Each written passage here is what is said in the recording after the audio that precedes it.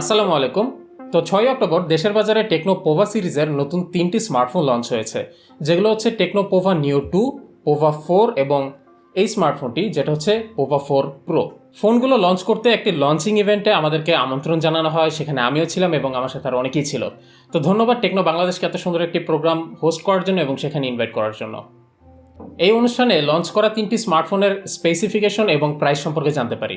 Techno Pova 4 pro 8/256 GB দাম ধরেছে 26,990 টাকা, পোভা 4 8/128 জিবির দাম ধরা হয়েছে 21,990 টাকা এবং পোভা নিও 2 6/128 জিবির প্রাইস ধরা হয়েছে 18,990 টাকা। এবার আমাদের আনবক্সিং এর পালা। টেকনো পোভা সিরিজের বক্সগুলো একটু ডিফারেন্ট এবং বক্সের মধ্যে বেশ কিছু কারুকার্য তারা করার চেষ্টা করেছে, যেটা বক্সটা হাতে পাওয়ার পর বুঝলাম। বিশেষ করে বক্সটা হাতে নেওয়ার পর খেয়াল করবেন ঠিক 4 এর মাঝখানে একটা রিফ্লেক্টিভ অংশ আছে, যেখানে আপনি আপনার নিজেকে দেখতে পাবেন অনেকটা ফিশ আই ভিউতে। আশেপাশে এরিয়াগুলো আসলে খুব একটা ক্লিয়ার না, একটু ব্লার। সো এটা একটা অদ্ভুত একটা ইফেক্ট তৈরি করতেছে, যে কারণে আসলে ফোনে হাতে বক্সটা নিলে বারবার চোখ সবার আগে মাঝখানেই যায়। আর আনবক্সিং করতে করতে আপনাদেরকে একটা বিষয় একটু জানিয়ে রাখি, পোভা 4 এবং 4 প্রো এই ফোন দুটি আপনার নিকটস্থ টেকনো ব্র্যান্ড আউটলেট থেকে প্রি বুক করতে পারবেন। আর প্রি বুক করলে পাচ্ছেন আকর্ষণীয় কিছু উপহার, যেমন পোভা 4 এর সাথে আপনি পাবেন প্রিমিয়াম একটি ওয়্যারলেস নেকব্যান্ড ও একটি পোভা টি শার্ট, এবং পোভা 4 প্রো এর সাথে আপনি পাচ্ছেন একটি প্রিমিয়াম টিডব্লিউএস ও একটি পোভা টি শার্ট। তো যারা কিনতে চাচ্ছেন তারা প্রিবুক করতে পারেন, আর প্রিবুক চলবে আগামী 10 তারিখ পর্যন্ত, স্টক শেষ না হওয়া পর্যন্ত। এনিওয়েজ, বক্সটা খুব সুন্দর, স্লিম, এবং বক্সের ভেতরে আমরা প্রথমেই দেখতে পাবো স্মার্টফোনটি, এবং একই সাথে বক্সে আরও পেলাম একটি হেডফোন, যেটা বর্তমানে তেমন একটা দেখা যায় না। আরও আছে আর 45 ওয়াটের একটি পাওয়ার ব্রিক আর USB type C cable. Tecno Pova 4 pro মানে এই স্মার্টফোনটা তাদের পোভা সিরিজের top of the line smartphone, এবং ওভারঅল সামগ্রিকভাবে যদি একটু চিন্তা করি, এটা টেকনোর one kind of flagship device. এই ডিভাইসটিতে আপনারা বেশ কিছু হাই এন্ড স্পেক দেখতে পাবেন। আই মিন, যদি আমাদের বর্তমান বাজারের সাথে তুলনা করি, কাইন্ড অফ মিড রেঞ্জে হাই এন্ড একটা স্পেক। যেমন সব থেকে আকর্ষণীয় বিষয়, এই ফোনটিতে ব্যবহৃত হয়েছে মিডিয়াটেক হেলিও G99 চিপসেট। এটা একেবারে নতুন একটা চিপসেট, 6 ন্যানোমিটারের বিল্ড। আমরা আশা করি ফুল রিভিউতে এটা সম্পর্কে বিস্তারিত আলোচনা করব, এবং সেখানে আপনারা এর পারফরমেন্স এবং ওভারঅল স্টেবিলিটি সম্পর্কে জানতে পারবেন। এবং এর একটা স্টোরেজ ভেরিয়েন্ট হবে, সেটা হচ্ছে 8 জিবি র্যাম এবং 256 জিবি ইন্টারনাল স্টোরেজ, এবং 27,000 টাকা প্রাইস সেগমেন্টে হিসাব করলে বর্তমানে অফিসিয়াল যে অফারিংগুলো রয়েছে সেগুলো দেখা গেছে যে সর্বোচ্চ গেলে 6/128 বা 8/128 অফার করছে, সেখানে 8/256 ডেফিনেটলি আপনাকে এখানে স্টোরেজের দিক থেকে একটা এক্সট্রা অ্যাডভান্টেজ এনে দিচ্ছে। আর ফোনটা হাতে নিয়ে কিছুটা হেভি লাগছে, একই সাথে এটা কিছুটা মোটাও, কেননা এটার ভেতরে 6000 মিলিঅ্যাম্পিয়ার ব্যাটারি দেওয়া হয়েছে। আর যেহেতু একটা গেমিং ওরিয়েন্টেড বা গেমিং ফোকাসড স্মার্টফোন, সো আপনার একটা বড় ব্যাটারি অবশ্যই দরকার। এবং আরও হচ্ছে 6.66 ইঞ্চ 90 হার্জের একটি AMOLED display. Out of the box initially কিছুক্ষণ ইউজ করে আসলে ডিসপ্লেটাকে আমার কাছে ভালোই মনে হচ্ছে, তবে অবশ্যই আমরা ফুল রিভিউতে এই ব্যাপারে আরও বিস্তারিত আলোচনা করব।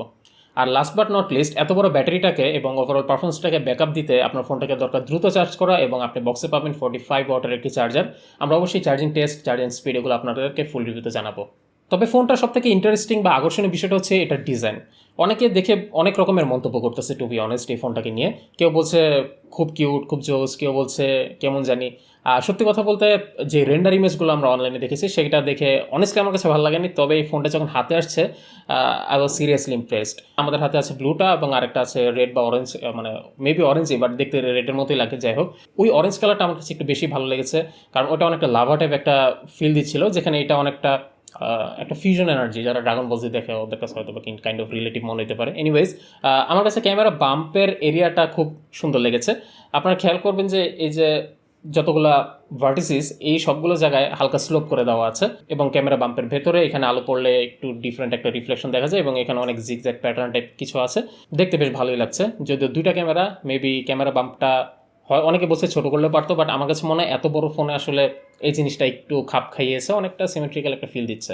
এই ফোনটি রান করছে হাইওএসে অ্যান্ড্রয়েড 12 বেসড। এটা অন্যান্য টেকনোর আদার যে ডিভাইসগুলো রয়েছে সেগুলোর মধ্যে একদম সেম ইউআই, তবে গেমিং ওরিয়েন্টেড ডিভাইস হওয়ার কারণে এটার ভেতরে কিছু এক্সট্রা ফিচার আছে, যেটা আমি দেখলাম, game engine, game booster type something like that. এগুলো নিয়ে আমরা অবশ্যই ফুল রিভিউতে আলোচনা করবো, তবে ডেফিনেটলি ইউআইতে একটু ডিফারেন্স আছে। তবে আমি যেটা আশা করেছিলাম, তার হয়তো লঞ্চারে একটু চেঞ্জ আনা দরকার। এটার নোটিফিকেশন প্যানেলে, কুইক সেটিংস প্যানেলে আমি ভালোই কিছু চেঞ্জ দেখতে পেয়েছি, বাট স্টিল লঞ্চারটা ঠিক আগের মতোই রয়ে গেছে। I don't know why, but I think they will change it in future. আর বাই দ্য ওয়ে, পেছনে দুটো ক্যামেরা আছে, একটা হচ্ছে 50 মেগাপিক্সেল প্রাইমারি ক্যামেরা এবং আরেকটা 2 মেগাপিক্সেলের ম্যাক্রো সেন্সর, আর সামনের দিকে পাবেন আপনারা 8 মেগাপিক্সেলের সেলফি ক্যামেরা। তো আজকে আর আমরা বিস্তারিত আলোচনায় যাব না, ফুল রিভিউতে আলোচনা হবে। আপাতত এখানে ভিডিওটা শেষ করতে হচ্ছে। আউট অফ দ্য বক্স ফোনটা আমার কাছে বেশ প্রমিসিং মনে হচ্ছে, দেখি ইউজ করে কেমন লাগলো। আর যারা গেমার আছেন, মানে একটা গেমিংয়ের জন্য আসলে স্মার্টফোন কেনার প্ল্যান করছেন, তাদের জন্য এই ডিভাইসটা আদৌ ভালো হবে কিনা এই বিষয়ে অবশ্যই বিস্তারিত আলোচনা হবে। Stay tune for that. আর আজকের মধ্যে এখানে শেষ করছি, ইনশাল্লাহ আবার দেখা হয়ে যাবে আপনাদের সাথে। টিল দেন সবাই ভালো থাকবেন, আল্লাহ হাফেজ।